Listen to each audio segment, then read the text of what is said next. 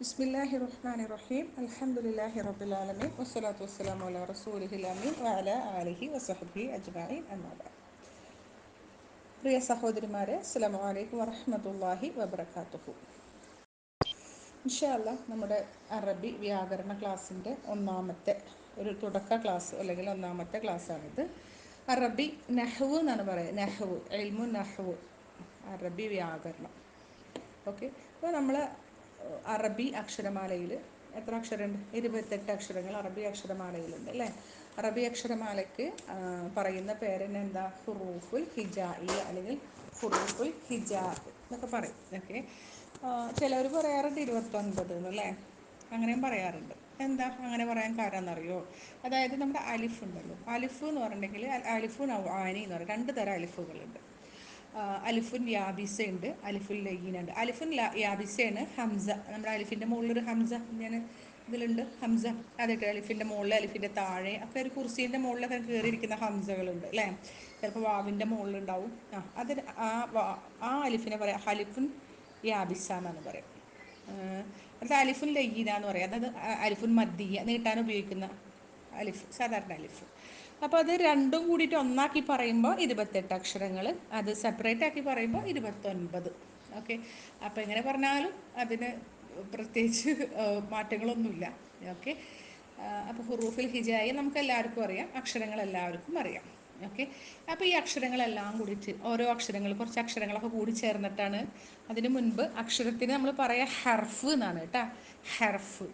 Okay, ഒരക്ഷരത്തിന് ഹർഫ്, രണ്ടക്ഷരത്തിന് ഹർഫാനി, രണ്ടിൽ കൂടുതൽ അക്ഷരങ്ങൾ അതിനെ പറയാം ഹുറൂഫ്. രണ്ടിൽ കൂടുതൽ എത്ര ആയാലും ഹുറൂഫ് എന്ന് തന്നെ പറയാം കേട്ടോ. ഓക്കെ, ഹുറൂഫുൻ. ഇങ്ങനെ അക്ഷരങ്ങളെല്ലാം കൂടി ചേർന്ന് എന്തുണ്ടാവും? വാക്കുകളുണ്ടാവും അല്ലേ? ഓക്കെ, ആ വാക്കുകൾക്ക് നമ്മൾ അറബിയിൽ പറയുന്ന പേരാണ് കലീമ. കലീമ. 2 വാക്കുകൾക്ക് എന്താ പറയുക? കലിമത്താനി. 2ൽ കൂടുതൽ വാക്കുകൾക്ക് പറയും കലിമാത്തുൻ എന്നൊക്കെ പറയും. ഓക്കെ, നമ്മൾ ജസ്റ്റ് ഒന്ന് ഇങ്ങനെ വെറുതെ അറിഞ്ഞിരുന്നാൽ മതി കേട്ടോ. പിന്നെ അടുത്തത്, ഈ വാക്കുകളൊക്കെ കൂടി ചേർന്നിട്ട് എന്തുണ്ടാവും? വാചകങ്ങൾ ഉണ്ടാവും. അതിനാണ് പറയുക ജുംല. ജുംല എന്ന് പറയും. ഓക്കെ, വാചകങ്ങളെ പറയാം ജുമൽന്ന്, വാചകത്തിന് അഥവാ ഒരു സെൻറ്റൻസിനെ പറയാം ജുംല എന്നാണ് കേട്ടോ. ഓക്കെ, അത് നമ്മൾ അറിഞ്ഞിരിക്കേണ്ടതാണ്. ഇനി നമ്മൾ അറിയേണ്ടത് പിന്നെ മൊത്തം അറബി വാക്കുകളെ നമ്മൾ 3ആയിട്ട് തരംതിരിച്ചിരിക്കുന്നുണ്ട്. അപ്പോൾ നമ്മൾ മൊത്തം ഖുർആനായിക്കോട്ടെ അല്ലെങ്കിൽ വേറെ ഏതെങ്കിലും പുസ്തകങ്ങളായിക്കോട്ടെ, എന്തെടുത്ത് നോക്കിയാലും നമുക്കതിൽ ഒരുപാട് വാക്കുകൾ കാണാൻ പറ്റും അല്ലേ? ഈ വാക്കുകൾ 3ആയിട്ട് തരംതിരിച്ചിരിക്കുന്നത്. അതിൽ ഏതെങ്കിലും ഒന്നായിരിക്കും ആ വാക്കുകൾ. ഒന്നാമത്തതിന് ഇസ്മ എന്നാണ് പറയുക, ഇസ്മ. രണ്ടാമത്തത് ഫിഅൽ, മൂന്നാമത്തത് ഹർഫ്. അപ്പോൾ നമ്മുടെ ഖുർആനോ അല്ലെങ്കിൽ എന്തെങ്കിലും അറബി ബുക്ക് എടുത്ത് നോക്കിക്കഴിഞ്ഞാൽ ഒന്നുമില്ലെങ്കിൽ അത് ഇസ്മായിരിക്കും, അല്ലെങ്കിൽ അത് ഫിഅലായിരിക്കും, അല്ലെങ്കിൽ അത് ഹർഫായിരിക്കും. ഇങ്ങനെ നമ്മൾ മനസ്സിലാക്കും. അപ്പോൾ എന്താണ് ഇസ്മ? എന്താണ് ഇസ്മ? ഇസ്മ എന്ന് പറഞ്ഞാൽ പേരിൻ്റെ അർത്ഥം തന്നെ എന്താ? പേര് എന്നാണ്, നാമങ്ങൾ. ഓക്കെ, അപ്പോൾ നാമം എന്ന് പറയുമ്പോൾ ഇപ്പോൾ ആൾക്കാരുടെ പേരുകൾ അല്ലേ? മുഹമ്മദുൻ, ഫാത്തിമത്തു, ഇങ്ങനെ കുറേ പേരുകൾ, ഖദീജത്തു, ഇങ്ങനെ പെണ്ണുങ്ങളെ പേരുകൾ, ആണുങ്ങളെ പേരുകൾ, പിന്നെ അത് പ്രോപ്പർ നൗൺ, പിന്നെ കോമൺ ആയിട്ടുള്ള നൗണുകൾ ഉണ്ടല്ലോ. ഇപ്പോൾ സ്ത്രീ, നിസ സ്ത്രീകൾ, റിജാലുൻ പുരുഷന്മാർ, ഔലാദുൻ ആൺകുട്ടികൾ, വലതുൻ അങ്ങനെയൊക്കെ പറയുമ്പോൾ അതൊക്കെ ഇസ്മിൽ പെടും. അതുപോലെ ഹുവ, ഹുമ, ഹും, അവൻ, അവർ, 2 പേർ. ഓക്കെ, അങ്ങനെയൊക്കെ പറയുമ്പോൾ അതും ഇസ്മിൽ പെടും. ഇനി എന്താ പറയുക, കറുത്തത്, വെളുത്തത് എന്നൊക്കെ പറയില്ലേ? അസ്വദ്, അബിയദ്, അഹ്മർ, അങ്ങനെ കളറുകളുടെ പേരുകൾ. പിന്നെ അതുപോലെ വിശേഷണങ്ങൾ, ഓരോ അഡ്ജക്റ്റീവുകൾ എന്താ ഇപ്പോൾ പറയുക, എന്താ പറയുക, ഇങ്ങനെ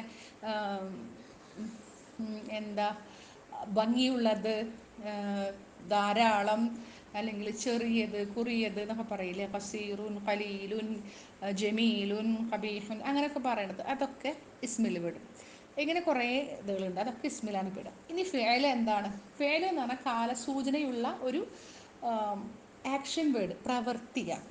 ഓക്കെ, ഉദാഹരണത്തിന് അടിച്ചു, വറബ, എഴുതി, കതബ, ഇരുന്നു, ജലസ, പിന്നെന്താ, ഉറങ്ങി, നാമ, പിന്നെ കോമ, എഴുന്നേറ്റ് നിന്നു.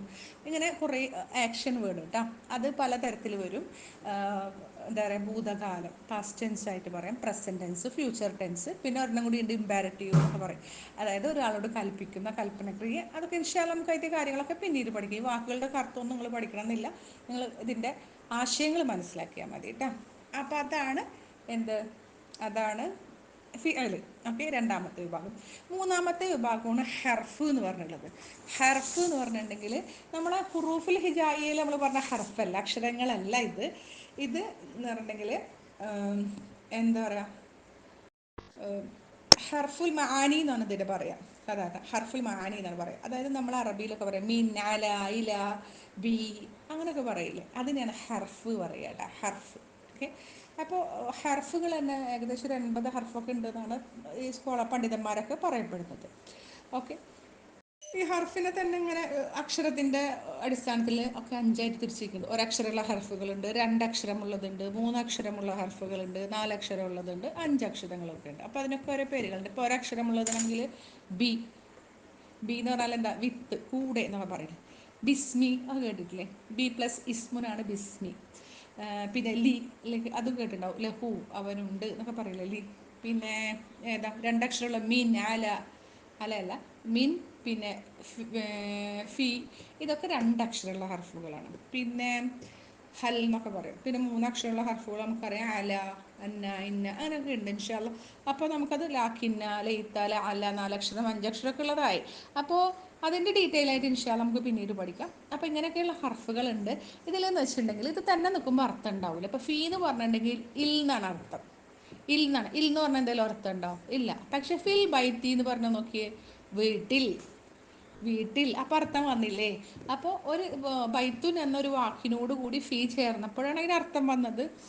അപ്പം അതുകൊണ്ടാണ് എന്താ തന്നെ നിൽക്കുമ്പോൾ അർത്ഥം ഉണ്ടാവില്ല, എന്നാൽ മറ്റൊരു വാക്കിനോട് കൂടെ ചേരുമ്പോഴാണ് അതിന് അർത്ഥം വരിക. മിനൽ ബൈത്തി, വീട്ടിൽ നിന്ന്, ഇലൽ ബൈത്തി, വീട്ടിലേക്ക്. ഇങ്ങനെ എന്താ പറയുക, ഒറ്റക്ക് നിൽക്കുമ്പോൾ അർത്ഥം ഉണ്ടാവില്ല, ഒന്നിനോട് കൂടി ചേരുമ്പോൾ അർത്ഥമുള്ളതാണ് എന്ത്, ഹർഫ് എന്ന് പറയുന്നത്. അപ്പോൾ നമ്മൾ ഖുറാനോ അല്ലെങ്കിൽ മറ്റുള്ള അറബി പുസ്തകങ്ങളൊക്കെ എടുത്തു കഴിഞ്ഞിട്ടുണ്ടെങ്കിൽ ഏതൊരു വാക്കെടുത്ത് കഴിഞ്ഞാലും ഏതൊരു ഇതെടുത്ത് കഴിഞ്ഞാലും അതിലുള്ള മൊത്തം വാക്കുകൾ ഒന്നുമില്ലെങ്കിൽ ഇസ്മായിരിക്കും, അല്ലെങ്കിൽ ഫിഅലായിരിക്കും, അല്ലെങ്കിൽ ഹർഫായിരിക്കും. ഇപ്പോൾ നമ്മൾ ഉദാഹരണത്തിന് ബിസ്മില്ലാഹി റഹ്മാനി റഹീം എന്ന് പറഞ്ഞെങ്കിൽ ബി എന്ന് പറഞ്ഞാൽ എന്താ, ഹർഫാണ് അല്ലേ. ഇസ്മ, ഇസ്മ, ഇസ്മ തന്നെ. ബിസ്മി ലാഹി, അള്ളാഹു എന്നുള്ളത് ഇസ്മാണ്. ബിസ്മില്ലാഹി അർ റഹ്മാൻ ഇസ്മാണ് അല്ലേ. അർ റഹീം ഇസ്മാണ്. കണ്ടോ? അപ്പോൾ നിങ്ങൾക്കത് മനസ്സിലായിട്ടുണ്ടാവും എന്ന് വിചാരിക്കുന്നു. അപ്പം നിങ്ങൾക്ക് സംശയങ്ങളുണ്ടെങ്കിൽ ചോദിക്കുക. ഇനി പറയാനുള്ളത്, നിങ്ങൾ സൂറത്തുൽ ഫാത്തിഹ എടുക്കുക. ഫാത്തിഹ എടുത്തിട്ട് അതിൽ നിന്ന് നിങ്ങൾ എന്ത് ചെയ്യുക, ഇസ്മ, ഫിഅൽ, ഹർഫ് എന്നിവ കണ്ടെത്താൻ ശ്രമിക്കുക. കിട്ടുന്നില്ലെങ്കിൽ നിങ്ങളതിൻ്റെ അർത്ഥം നോക്കുക. അർത്ഥം നോക്കിക്കഴിഞ്ഞാൽ ഇൻഷാ അല്ലാഹ് മനസ്സിലാവും ഇത് ഇസ്മിൽ പെട്ടതാണോ ഫിഅലിൽ പെട്ടതാണോ ഹർഫിൽ പെട്ടതാണോ എന്നുള്ളത്. ഈ ഹോംവർക്ക് ചെയ്ത് കഴിഞ്ഞാൽ തന്നെ ആ ഒരു ചെറിയൊരു കാര്യങ്ങളൊക്കെ നമുക്കൊന്ന് ക്ലിയർ ആവും. ഈ പറഞ്ഞ ഇസ്മും ഫിഅലും ഹർഫും ഒന്ന് ക്ലിയർ ആവും ഇൻഷാ അല്ലാഹ്. അതിനുശേഷം അടുത്ത ക്ലാസ്സിൽ നമുക്ക് ഒന്നാമത്തെ പാഠത്തിലേക്ക് പ്രവേശിക്കാം. ഓക്കെ. ജസാക്കല്ലാഹ് ഖൈറൻ. അസ്സലാമു അലൈക്കും വറഹ്മത്തുള്ളാഹി.